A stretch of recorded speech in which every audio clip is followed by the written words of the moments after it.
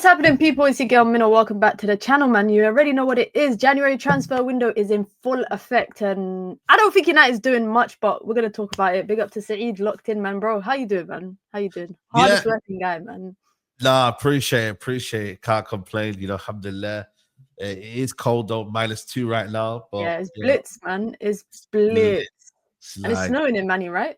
Snowing in Manny. At least you guys got a bit of sun ahead in London, but there ain't no sun, bro. There ain't no sun here. I've seen a bit of sun in some videos and that on Instagram and that, but to be honest, though, I haven't left my yard in like a week. So okay, mate, that makes sense. I don't really know much about what's happening outside. The only light you've seen is the one right in front of you. You know yeah, these lights in front of my camera. That's the only light that I've been seeing. But no, big up. And yeah, let's talk United. Let's talk United. Let's start with positive. Amad Diallo, new contract, 5.5 years. That's crazy. It's to 2030 plus 1 year, and I think he's got a similar contract to Euro. So that's the future. That's the foundations of United. How do you feel about just the contract? Because I remember talk about, he might not stay, he might leave. Absolutely. Well, he's here now. That will keep him at the club for like 10 years, 10.5 years. Because obviously signed in 2020. So that's you don't really see that, especially when you got players who, like I said, 5 years into his career, like he's only getting his flowers. He's only really getting his starting job and whatnot. Like, fair play to him. Like, he's had to dig deep and grind and work hard for it. Amari Forson ahead of him. Garnacho, Rashford, players that probably did deserve a chance. He's had to grind out at Rangers. He's had to grind it out at Sunderland and then come back here and then had an injury in pre-season. Was it last summer? I think it was. Last summer, yeah. And I think that summer he was linked to going to Middlesbrough to join Michael Carrick on loan. Yeah. I remember, and then this summer there was still murmurs of maybe Fulham after him and whatnot. And even till his contract, Fabrizio reported that 2 clubs were after him. So who do you think they are? Who do you think they were? I don't know, I've got a feeling it's like clubs like Dortmund or something like that, like clubs that are, like developmental and whatnot. I don't know, like, I think maybe them sort of clubs would have been after him. But yeah, well, it was serious, and ultimately, when you look at it in terms of his career right now, like, it's a perfect club for him. The fans love him. He loves it. You can tell he's like a United fan. You know what I mean? Like, he's a United through and through. And he deserves it. Sometimes people get their flowers late, but wallahi, he sometimes it's better to get it late as well, wallahi, because then they're never getting it at all. And ultimately, he's only 22, I find it. But that's what I was saying. I was saying it yesterday that even if he stayed for 4 years of his contract and United sold him, or he stayed for the entire, by the time he leaves United, he's gonna be entering that peak age, the 27. Like, that is still good prime football age. Yeah. I mean, unless especially for football, doesn't really use pace, and he's more of I don't want to use the word messy, but he's a messy type player. He's a technical player. He's more of a close control kind of player. Yeah, so you don't really rely on his pace. Don't get me wrong, like, he does get fouled a lot, you know what I mean? And that's something that you have to be careful of. Also, managing his minutes as well. Can't be doing no Saka thing where, Saka gets run through the ground and, bless him. But, he's been playing overplaying. So, but he looks like he's been like, he's like, yo, play me every game, man. I've not been playing for the past 5 years. He's been waiting. Come on, he's been waiting for his moment. And now his moment's here. So he's like, just play me. Yeah. And the reason why you can tell is because every minute he's kissing the badge, especially when we win. Every celebration, isn't it? Every celebration. Because he's like, yo, man, I love you guys. Like, like, you guys are and I like that, because ultimately sometimes, we especially United fan base, like, I feel like we throw away players too often, too easily, and we don't really show the love back. And sometimes it's good to have that connection where nobody can really hate on Amad Diallo. Amad Diallo's that sort of player that you can't hate on. You know what I mean? You can't, like, he's just that, he's a good footballer, so you can't say he's overrated. You can't say this, you can't say that. And he's humble. I think that's another thing, is like, he's just, I remember, I think it was Benny McCarthy when he did a podcast recently with some South African podcast. Yeah, and he was talking about Amad, and he was saying, like, Ahmad he was like, I wish people saw what Ahmad is like in training, because he's so hungry. He stays back after training and he's like to me, let's work on shooting, let's do free kicks. And he's always working apparently on his shooting drills because he wants to score. And Benny McCarthy was like, I wish people saw that, because you always hear the negatives of players, but you don't really hear about the positive stuff. And he was like, every training session, Ahmad would stay back after every training session. And this week, I think he was talking about the period last season towards the end, you know, when he was trying to get into the team and he was coming off the bench for Ten Hag in the last couple of months. So I'm really happy for him. And I also think, like, in terms of transfer windows, I don't think United are going to look for a right 10 unless it's like a backup option. Backup option, yeah. Maybe a Tyler Diblin would make sense, because it's someone that is younger and also just someone that for the future. But I still think you still need to buy someone as well, because it then gives Amad Diallo a push. Yeah. And like, because he's not going anywhere. Like, I feel like when you got games like coming thick and fast, like, you need more options. Like, I do genuinely think you need more options. So we need more. I'll be honest with you. I think for me, yeah, cool, he's here. But if we could get players that are almost like squad players, but then they view themselves as someone that can push. I think no one should see themselves as a guaranteed starter. Absolutely, like in the game. Because but then again, if you look at a lot of the big clubs, there's some players like Liverpool, for example. You know, a lot of the time, like Mohamed Salah will be on the team sheet, and what's his name, Van Dijk and whatnot. But then there's some positions, like sometimes with Liverpool, I don't know if Jota's starting up top. I don't know if Luis Diaz is starting up top. I don't know if Darwin Núñez is starting up top. Every game is different. So I think United kind of need that element as well. But just on the topic of transfers, and obviously it's the 9th of January today, 9 days into the transfer window, United ain't signed anyone. I'm seeing Man City linked and apparently agreed personal terms with Omar Marmoush. So they could be looking at bringing in. That's my guy. I can't support him anymore. Now that if he goes to City, I can't show him love. Yeah, I can't do that. Oh, Marmoush, they bought the guy from. Is he Bosnian or is he from? The centre back, the young centre back that they're linked to as well. So they're actually linked to bring in free players, and obviously Pep Guardiola kind of needs it right now. I'm not gonna lie. He needs it. He definitely needs it. He needs it. But also, how nice it is, like the owners can just dip into their pocket and be like, he's calling up the Emiratis saying, "Yo, I need 200 million." Facts. And they told him, check your bank account in the morning. It's gonna be there.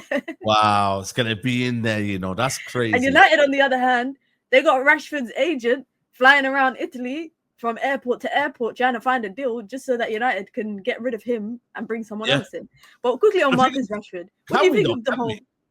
Do you think United can offload him? I think right now the reports are that they're trying to find the right fit, and also AC Milan want an option to buy. They don't want an obligation. Yeah. Maybe United are saying, right, we need an obligation to buy. It has to be an obligation. It has to be an obligation, especially if United are going to cover some of his wages. They need to be getting something out of it. Nah, because they couldn't even get it done for what was Sancho. it? Jadon Sancho. Was it Sancho one as well? Remember? Yeah. Sancho, they struggled with the same thing. They're covering half of his wages now at Chelsea. You know that. Well, there you go. You know what I mean? And it's like, it's mad when you think about it, because it's like Chelsea are buying him in the summer, but they don't want to pay the wages in the first year. You know what I mean? And then we have to pay half of Rashford's wages, but then there's no guarantee of him being sold. Yeah. You know, but I don't see Rashford as that sort of person that, you know, right now at this minute, we can, I'm not saying afford to sell, but like at the minute right now, United are in a position where they're not guaranteed to get anything from him. Clubs are not guaranteed to pay that money just yet, because especially AC Milan, when they've got Leao, they've got Pulisic, they've got Chukwueze, they've got options in their team as to who they can pick. Like, it's not as if they've not got anyone there. That's why I think, for me, we should do a swap deal with Napoli. But then does that count as money in through the bank? Well, for FFP? For FFP, basically anything they sell Rashford for is profit. So no, it doesn't count as, it wouldn't help FFP unless the only way it would help FFP is if he's on less wages than Marcus Rashford. That's the only way. Okay. And the only way it would help is if United are not paying money on top of that to bring him. Now, let's be honest, in this current market, they're not valued at the same price. So if it was going to be a swap deal, United would have to put money on top. That's what I'm saying. either way, I think United are losing money either way from this. With That's Rashford. why there was murmurings of Garnacho and Mainu being potentially sold, Yeah. because they're not really going to get much back from Rashford. Whereas with Mainu, I think you could sell him between, I reckon, 50 to 80 million. I reckon in the You'll region. say, bro, I was about to say 80 to like 80 plus. You can sell him 80 plus. Well, I was gonna say 80 plus. No, Because you're selling the experience that he has, yeah, in the last year and a half. FA Cup winner. He's a England. He's got caps under England. Not just that, but he was a Euro starter. Got to the final with them. And on top of that, when you're selling players, bro, you're selling them for their potential. 80 million. You might look back at that in 4 years and think, "Rah, that's a bargain for him." But how much does Cole Palmer go for? 45 million. No, but that's different. Cole Palmer, he was barely part of City's first team. How many games did he play in first team football before they sold him? Yeah, I hear you, but you're still selling a big potential. Look at City. Yeah, when they sold Trafford for like 20 million, he didn't play any first team football. This is inexperienced players that are getting 80 million plus. I would say 80 million plus for Kobe. Dead ass. I'm not even joking. Let me know in the comments, guys, if I'm moving mad. Let me know if I'm moving mad, because I'm not gonna lie though. Out of the two of them, when I saw that report about Garnacho and Maino, I thought, okay, this got FFP written all over it. I did a video about PSR, why United are basically struggling in the transfer window and what they can do to kind of get around it. And one of it is, unfortunately, selling academy players. Now, the difference between United and other clubs is that other clubs can sell their players. United cannot sell. Forget first team. They can't even sell academy players. That's the problem.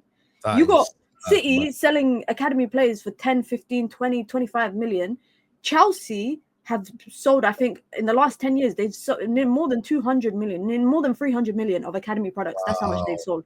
Since Todd Bowley came, I think it's more than 160 million of academy players that they've sold, even though they're first team players. I'm talking about the Mounts and Tammy Abraham and all them guys.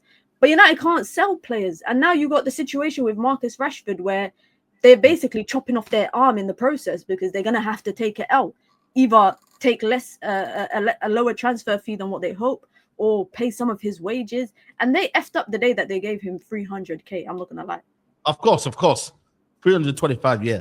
Like they absolutely messed up. But my thing is like, United, what do we gain now? Like, obviously, we'll talk about Rashford. We'll talk about, what do we gain out of Rashford lowering him out? What do you gain stuff? You gain like it will help to drive up his price for the summer if there's no obligation to buy. Because if he stays at United, by the way, there's two problems. One, it seems like a lot of Man United's transfer window is hindered by Marcus Rashford and Casemiro, i.e. they have to leave to free up some financial space for United to do something. So that's already a problem. And then the second one is, if he doesn't leave and he stays, Ruben Amorim is not going to play him. Which means in the summer, a team can come in for like a 20 million bid and they could be like, take it or leave it. The guy's been sat out for half of the season. And that's why for me, it's important for Rashford to go in the January window. And it's actually unfortunate that whatever United do in the transfer window depends on whether Rashford leaves or not. Because if you guys have not seen the news, it was reported earlier today that Napoli could be looking at a swap deal for Rashford and Saeed's guy, Kvaratskhelia. And then later this evening is coming out that PSG are moving for him, £63 million. And now Liverpool are exploring the possibility of moving for him. Yeah. Chelsea, because it's a hijack. Why do you think I titled the video? And for those that have watched it, I titled the video "Hijack Now," and that's what this market has become. It's really become, imagine that people just copying your homework, bro. That's what they're doing. People are copying people's homework and be like, "Oh." But let's be honest, yeah. You look at Europe right now. I feel like Real Madrid, Barca, AC Milan, probably the only three teams that don't need a player like him. Everybody else, I don't think there's anyone in the Premier League right now. The left wing market is dire. It's dead. It's dead food. So for me, I'm looking at it and thinking, if Liverpool are sniffing around and Chelsea are sniffing around, United can't let them.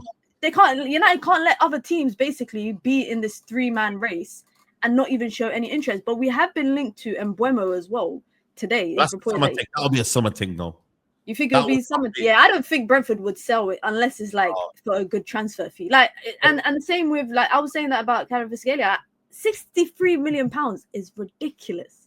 I think for me, Mbeumo will cost more than Kvaratskhelia. You think Like, so? yeah, I think Mbeumo, because of the fact that Brentford want to, like, they don't want to sell him. He's a very, very good player. I don't know how much he's got on his contract at the minute, but I reckon they could ask for crazy money. Newcastle are after him as well, by the way. Newcastle have always been big admirers of Mbeumo. It's good, like, for them, they should be looking towards that 70 million mark, for Mbeumo. Like, he gets you goals every single season. He gets you assists. Like, he's a goal scorer, he's a threat. Like, I think it's good value, for Mbeumo, 25 years old. Like, are you jealous of basically all the other teams right now and what United are doing? For me, I won't be jealous until I see there's a plan. If we see a plan, right, you can say to yourself, you know what, not too bad, But if you don't see a plan, then of course you got to be jealous and say what's going on. Chelsea have got Felix and Kunku, Jadon Sancho on that left hand side, but they're still apparently going in for Kvaratskhelia. Like, bro, like what? And then now we're literally battling it out with Tottenham for Colomwani. What are we doing? But what happened? And he could possibly go to He could possibly go to Spurs. That's the funny thing. Spurs apparently are edging closer. I don't know if I've done a U-turn on Colomwani, but I feel like now I'm like, what you don't want him or? No. Before I was like categorically no, and now you're like, okay. I'm all looking. I'm like, bro, something's better than nothing, isn't it? At the end of the day, like, beggars can't be choosers. Beggars can't be choosers, and also it is a loan with no obligation to buy. By the way, I don't want no obligation to buy. But don't you think I feel like, because I look at what United would want from PSG, because by the way, PSG are offering Skriniar in the deal for Kvaratskhelia. Now can't afford him. Because they want him out. The Skriniar was dropped from the team in the summer. They told Luis Enrique in the summer when Ugarte and all of them were basically blacklisted from the first team. Barely. And now Kolo Muani is obviously going through the same thing. And I'm not gonna lie, bro. If I'm going to PSG and I want to sign a player, I'm not walking away with Kolo Muani. I'm walking away with Nuno Mendes, and that's the problem, because that is the not player, but that's the position that for me United need. Griggs said, we're gonna leave with one PSG player. Which one is that? That's the question. Lee Kangin, Kolo Muani. Oh, we've been linked to him as well. Yeah, he's all right, but I look at him and I'm like, he plays on the Ahmad side for 1 year, but also he plays through the middle as well. I seen him playing through the middle. I remember when I went to a game. I went to watch PSG versus Arsenal at the Emirates. He was playing in the middle, up front, But I look at him, I'm like, he's tiny, but like, he's got that. I think United need pure PMP right now. Like, in our team, we need P&P. We need strength. I need people that are gonna bulldoze, like Douglas Luiz kind of Osimhen, that are gonna bulldoze players. I don't think Osimhen is gonna come in through the club though. I don't think he's gonna come in. Generally, I don't think Osimhen comes in like. Why don't you think that? Why do you think that? Sorry. For me, Napoli owner, he don't want to give him any sort of joy in terms of a big money move to Man United. Like, generally, they don't really like each other. The relation's broken down. He's at Galatasaray right now in a minute.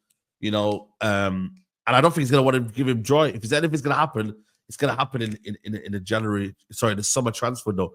Right now, it'll be no chance if they get him now. What's wild to me is, though, the Italian league right now is so tight in terms of the title race, and they're willing to sell a key player of that. That to me is crazy. But it's like now or never, though. That's the problem.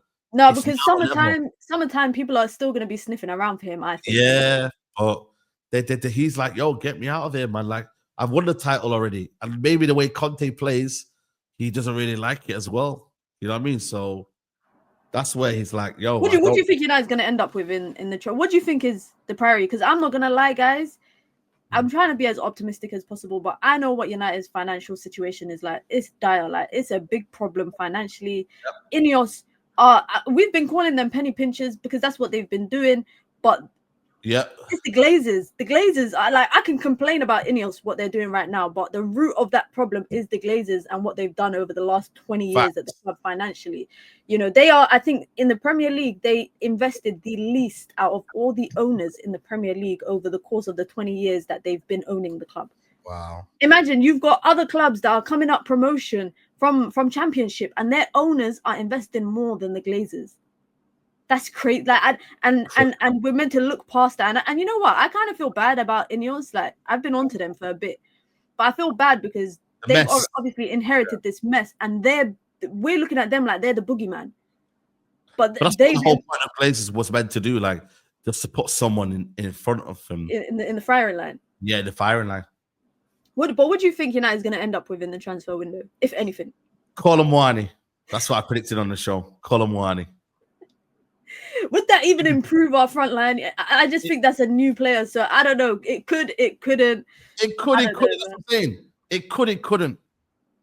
We're never gonna know. But to be honest, at the time of recording, guys, reportedly Spurs are advancing with actually signing Kolo Muani is being reported. But with the transfer news, with the transfer news, it moves too quick. Every hour there's new information. Yeah. Depending on tier 1, tier 2, tier 3, what you lot class as the reliable journalists. The news is moving too fast. In one day, it went from Kobbie Mainoo. United are looking to sell Kobbie Mainoo to Marcus Rashford could join AC Milan. I seen him linked to Napoli. It's also reported that his agent is meeting with 6 or 7 other teams, including Juve, Napoli, and 3 other unnamed clubs. So maybe Marcus Rashford. I think one thing for sure, Casemiro might leave in the window. I think Rashford will leave, and I think that's it. I think those 2 will leave. That's my prediction. Why? Yeah, we need a lot of help. Guys, it's a big problem, man. I'm just ready for the season to end, man. Bun the January window. Bun the season. Yeah, that's what I'm saying. I think for me, just take the hit. You know what I mean? And just, let's wait for the season to end, and then we go into summer, man. You know what I mean? I need summer, man. I need summer feeling, man. So we can get gassed again before the season starts and then get humbled. Yeah, then get humbled, yeah. Rinse and repeat. Rinse and repeat. I hear it. Listen, big up to everyone locked in. Listen, guys, be sure to hit the like button. Be sure to subscribe as well. Comment down below who you think United could sign by the end of the window or who they need to sign. I'll be back tomorrow. Of course, you guys know what it is. It's Mina, it's Saeed. We're out, guys. Peace.